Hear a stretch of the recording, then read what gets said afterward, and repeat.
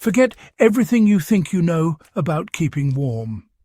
The most innovative heating solutions aren't found in smart thermostats or expensive insulation systems. They were born from sheer necessity during one of the toughest eras in history, the Great Depression. Our grandparents didn't have the luxury of central heating or high-efficiency furnaces. What they had was grit, creativity, and a deep understanding of how to make the most of what little they had. Today, as energy prices climb and winter looms large, it's time we rediscover their forgotten genius. These Depression-era heating hacks aren't just relics. They're powerful lessons that still work in 2025, saving money, conserving energy, and bringing a touch of old-fashioned resilience back into modern homes. It's late October 2025, and the forecast isn't looking kind. Energy bills are up, climate patterns are unpredictable, and more people than ever are looking for ways to stay warm without draining their wallets or the planet. While modern society leans heavily on technology, the people of the Great Depression relied on ingenuity. They faced brutal winters with almost nothing, and yet they found ways to endure, even thrive, using methods we've largely forgotten. By reviving their techniques, we can fight back against rising costs and reclaim a sense of control over our comfort and self-sufficiency.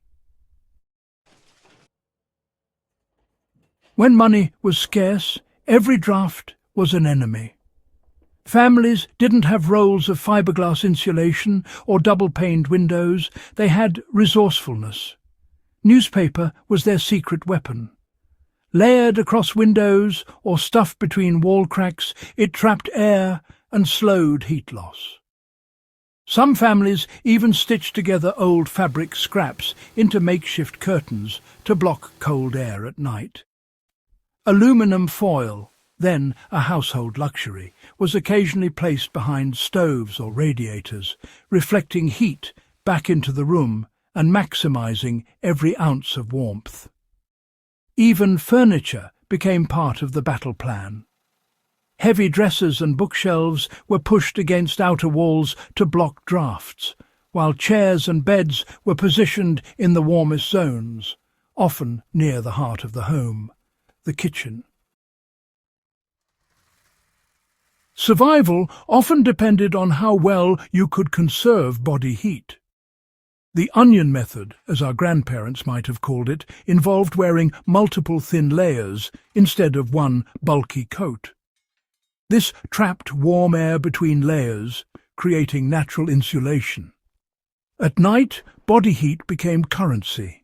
People crafted DIY hand warmers by filling old socks with rice or beans, heating them near the stove or, in modern times, the microwave. Beds weren't just beds, they were cocoons. Families used heavy quilts, blankets, even tarps or cardboard to build microclimates where warmth stayed trapped through the night. It wasn't luxurious, but it was life-saving. The Great Depression turned ordinary items into heating miracles. One forgotten gem is the terracotta pot heater, still making waves today.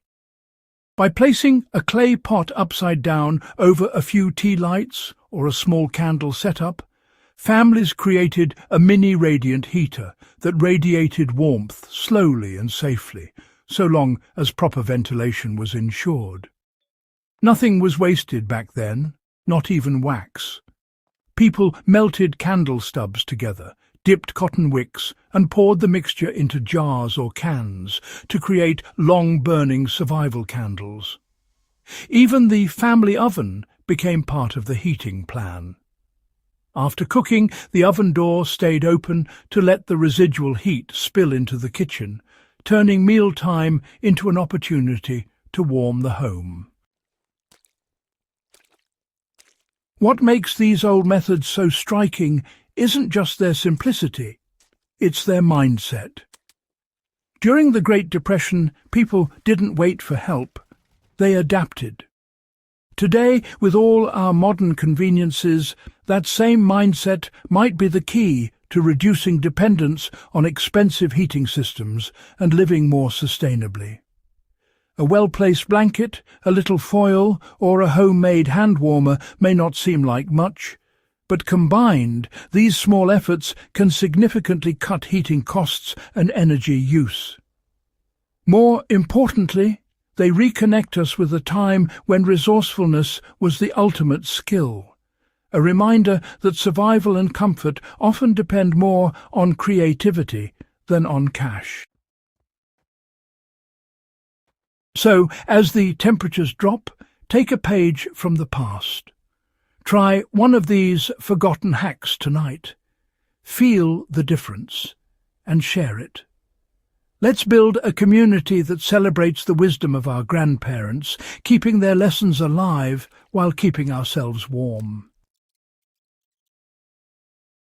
If you found this guide useful, don't forget to subscribe to The Forgotten War Fronts and share this video with someone who loves history, resilience, and the lost art of self-reliance.